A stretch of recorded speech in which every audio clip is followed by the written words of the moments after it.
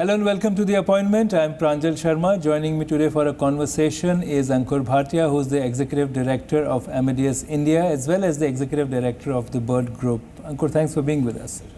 Ankur, you wear so many different hats, but let me begin by talking about Amadeus India.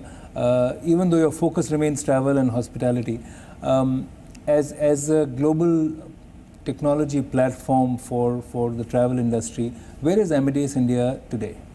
Well, it's been now nearly 25 years for the first computer which was set up in Mumbai, I initiated that by doing a physical installation where we were getting internet bandwidth and speeds of 2.4 bytes per second. We were using green and black screens, and now fast forward to what we are right now, majority of our business comes through online. Large players actually, Make My Trip, Yatra, Clear Trip, all these guys, we are the back-end powering engine for them to use the technology what we are provisioning them. What I see is that for this particular sector, of course, there's growth.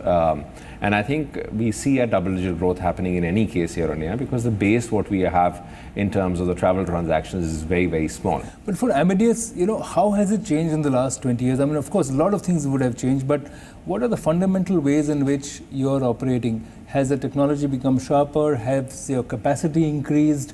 Are you offering new solutions to the Indian market, which may have been launched in the last few years, which are very different from what you were doing earlier? It's been extremely consistent and extremely, I think, innovating over these years. So we've been in the area of innovation ever since. I mean, we launched a mobile booking engine when mobiles were not equipped to actually take those bookings.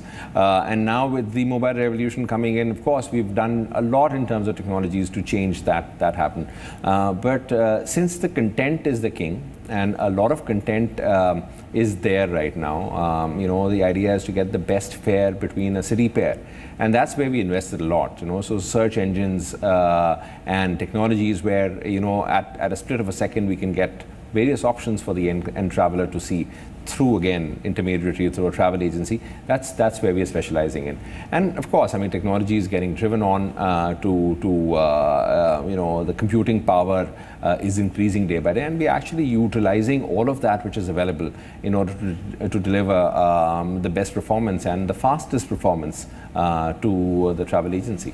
How big is your market share, and can you give us some sense of the daily transactions? How many passengers avail of the services, even though it's not a consumer centric or focus, but consumer benefits from what you're offering? Yes, of course. I mean, as I mentioned, we were doing 700-800 bookings a month. Today we do 2 to 2.5 million bookings a month. So it accumulates up to 35 million bookings, net bookings, because they're booked and cancelled. So, cancellation ratio sometimes 60-70%. So the net transactions are much higher. We have approximately 75,000 desktops across the country, which we are supporting. Travel agencies owned, some of them are ours. So it's a fairly large network, and we have a market share of nearly 60% in the market space. And I think that is consistently growing over these years as well. And as I mentioned, online is helping us because the kind of technologies what we developed for online are by far very different from what our competitors have been doing over the last years. That's an important point, because travel trade for the B2B section has really transformed, and it has made consumers can directly book airlines, which it's such a normal thing to do today, which maybe 5 or 6 years ago we could not even imagine doing that. How has that impacted Amadeus? Yes, a substantial amount of business happens through online. But having said that I think even now we add at least 2,000 or 3,000 travel agencies every month, new agencies. And I think that is because the credit card penetration at the end of the day is not that high.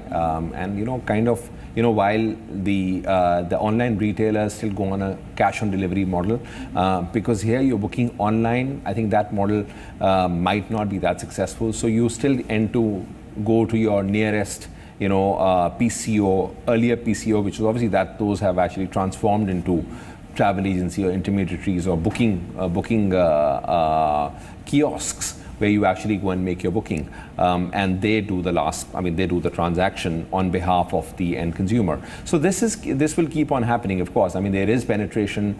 We serve from our own desktops approximately 200 to 150 cities across the country.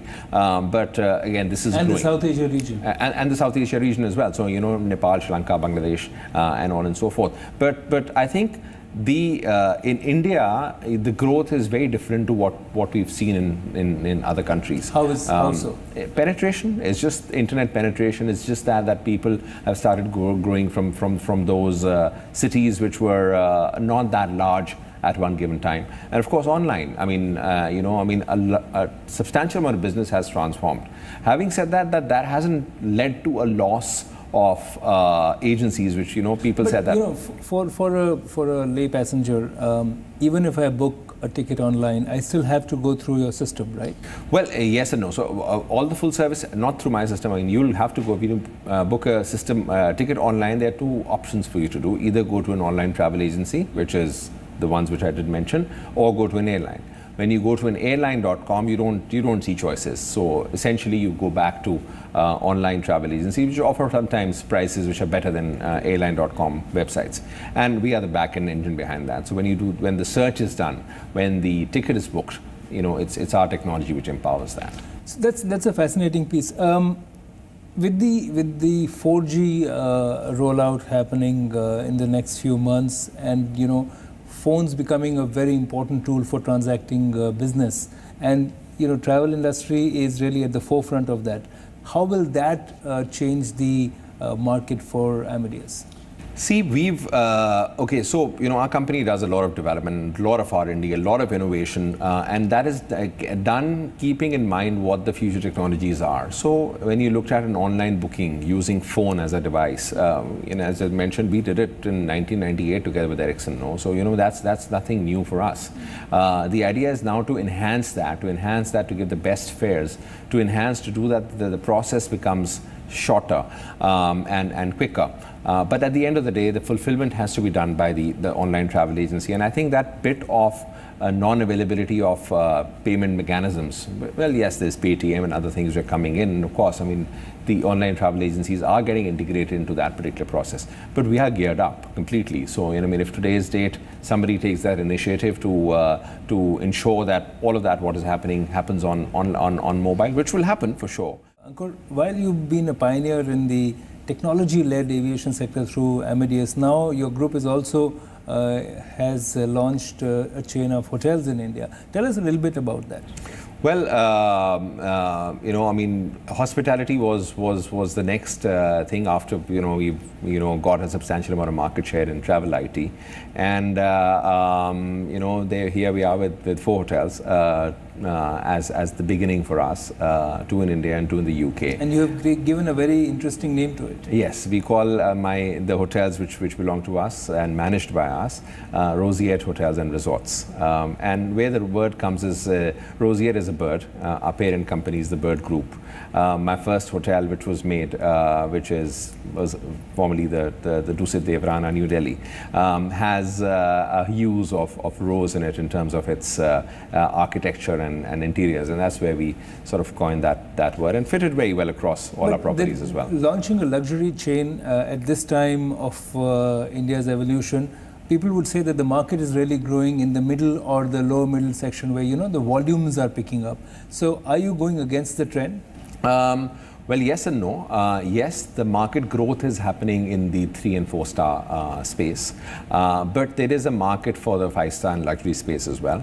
In fact, it's been after 30 years that we're an Indian-led brand which is setting up a management and ownership across in the UK, and I think we are very proud of that. But luxury hospitality over the years have also evolved. There has been trends of what has happened earlier, and I don't think. I think we are.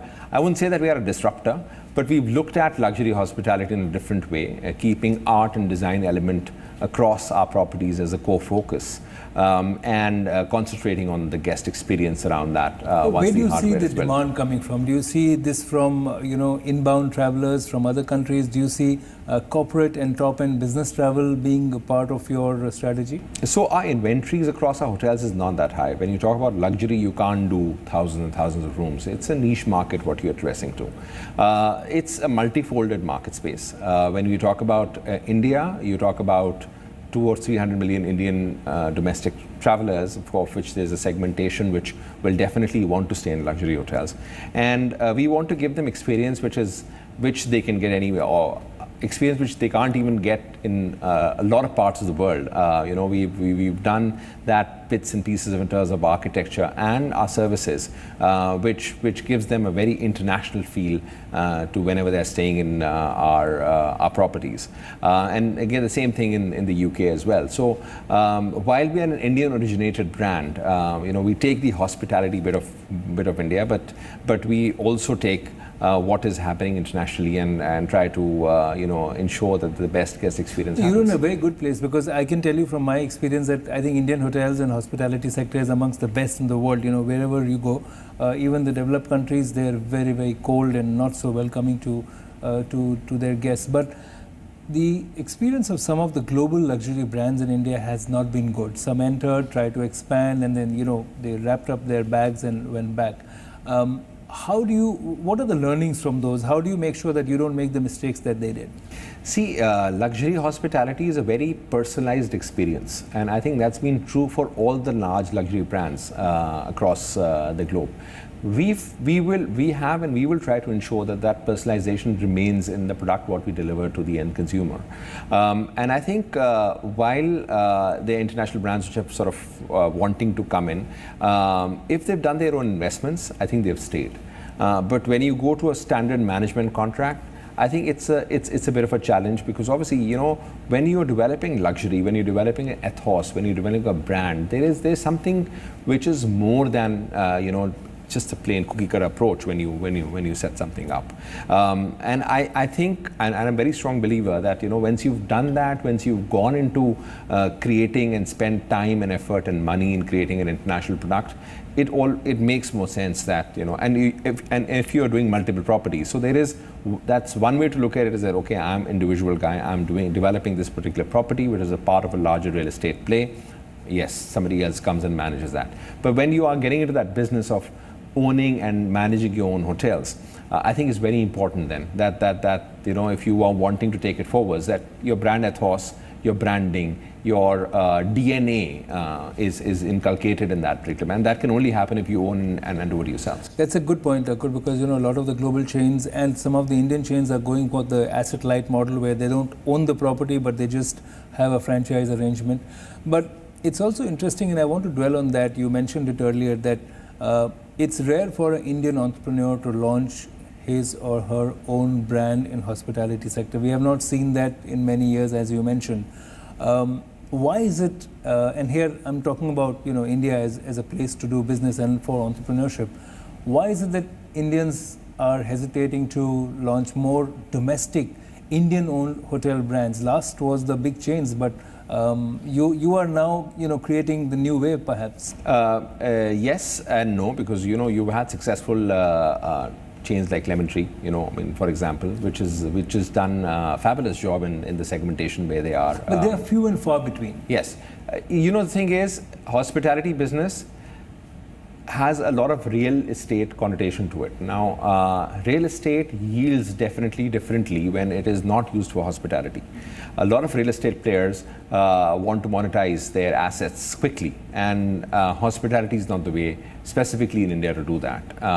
So if you want to get those returns coming in, and the larger ones, I don't think anybody has the patience to put on to that asset, and then afterwards take that yield off or an net EV value at the end of the day. So they rather want to make apartments and other things, and then it would have been easier for you, once you acquire land, to rent it out to a global chain, but you took the harder path.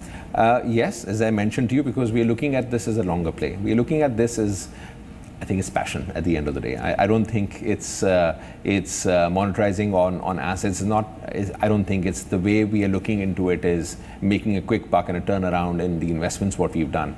It is driving it for the future. It's driving the brand for delivering something which is unsurpassed by our designers. Ankur, you're one of the few entrepreneurs who's launched a luxury hospitality hotel brand in India in recent years, and you're also going abroad with that brand, Roseate Hotels.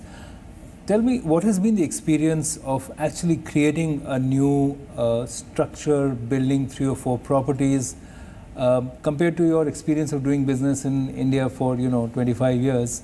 How much easier has it been? Well, I must say my experience of working in the UK and acquiring and managing that business has been much more, it's different. I mean, it's much easier to, because those are, I think, mature economies. They are economies which have had the experience of where India has been earlier, ages back. And also, in terms of luxury, the market there is already developed. From an Indian point of view, we need to start developing that market. We are at the nascency of actually developing a luxury segmentation. Very limited amount of people come and spend that much amount of money because it's a far-fetched destination. The PR which the country has done, or because of whatever news happens, you don't get those people coming in. But of course, I mean, it's improving, and I feel that in the future it will happen. For the hospitality sector, what are the things that you would put on the agenda of the government to make things easier? Of course, a lot of it has to be done by regional governments and local bodies, but what has improved and what needs to be improved? Well, from an setup point of view, I think the ease of setting up hotels in terms of getting approvals and all that, it is completely whacked right now. I mean, it just takes ages. This particular property where we're conducting this deal took 1 whole year for our final approvals to come in before we could roll ourselves out to the public. So I think if that can be shortened and the policies there could be streamlined and there could be a single window approach, it'll definitely help entrepreneurs coming in and doing much more in that particular segmentation. From a segmentation of, after that, operating those hotels, taxation today, and I think when GST comes in, will get streamlined. But it is usually, the sector is usually taxed. So, at the end of the day, the buck you spend, a lot of that goes into indirect taxation as well, making it, sort of unreasonable for individuals to spend money here because they've got options. They've got options near shore to go to the UAE, Dubai, Singapore, Thailand, which are more friendlier places of doing it. The third thing is infrastructure around yourselves. So yes, we've created this cocoon of spaces around, the properties what we do create. But then what happens afterwards? The person has to go out. They has to see other things as well, nightlife, other places. So the atmosphere in the city will become important. In the travel sector, again, a lot of policy initiatives which you're talking about that, you may brand India, but the reality does not always match the perception. The central government has taken a lot of initiatives to make, coming to India much more easier. There's a lot of focus on encouraging domestic travel. Has that enhanced the market? Continuously, yes, it is enhancing the market, but I think from a policy point of view, there are 2 things. If you look at the numbers right now, there are 110 million domestic travelers. We did a study because obviously they go through, I think individually there are 30 to 35 million individual travelers who fly, of a population base of 300 million people who can actually go and take to air skies. Now, why is that? Because the people who actually wanting to transfer or travel between city pairs, they're not serviced right now. The government did come out with a new civil aviation policy for the first time, and I think hats off because obviously this was needed. And they did focus on regional aviation as well. But more what is required, if any entrepreneur were to set that up, is infrastructure. Because, yes, Delhi is geared up. Mumbai is not geared up, to handle those many amount of planes. So there are 300 million people who can actually take to skies. And if they take at least 2 flights. Tourism and hospitality, aviation, in all of it, we have serious capacity constraints. Yes, we have infrastructural capacity constraints in across across board across our country. Hotel rooms, I would also give you an example here. Delhi has 40,000 branded rooms of a population base of 23 million people. If you compare that to London or to Thailand or to Beijing, all these cities are in the range of 100 to 150,000 rooms. So there is a gap between what we have right now. Yes, the demand is going to come up as long as we have the supply quadrant all focused on and fixed off. Same thing with aviation as well. I mean, today if I want to fly to Jaipur and from Jaipur to Jodhpur or Udaipur and do it, Rajasthan Sagar, I can't. I'll have to come back and do it. If I have to fly between city pairs, between state capitals right now, which is, Chandigarh and Lucknow, I can't fly because there aren't any flights, and there are multiple bus services across those city pairs. You have been engaging the government also because you used to be with the CII as the Northern India head. So has the industry engagement been able to convince the government to improve the atmosphere for increasing the capacity? See, I mean, what we've seen over these years, yes, has been a definitive improvement. I mean, you see the Delhi airport right now, what it was 10 years back is very different. Mumbai airport is very different. And now there's focus on regional airports. Absolutely. So even regional airports have been very different. But even if you look at the regional airports, the development has been, the airside infrastructure and the city side infrastructure have not been correlated and incubated in those cities. So Chandigarh, yes, just as an example, they've got a new terminal, but the runway still remains the same Air Force runway. It's got some watch hours which you can't sort of go on. So some cities have got the capacities upgraded on the air side, but the terminal side is not upgraded. So those are mismatches across the country. But as I mentioned to you, I mean, Rome was not built in a day. But having said that these are things which the government should look into it, because at the end of the day, if 100 million people can take onto skies against those 30, it will just incubate a lot in terms of employment, intra-trade, savings across board, and a lot of other things. Well, we hope, Ankur, that government will take these policies, but entrepreneurs like you are not waiting for things to be perfect, but you're going ahead. Thanks very much for being on the show, and our best wishes for your new diversifications and new initiatives. Thank you. Thank you, Pranjal.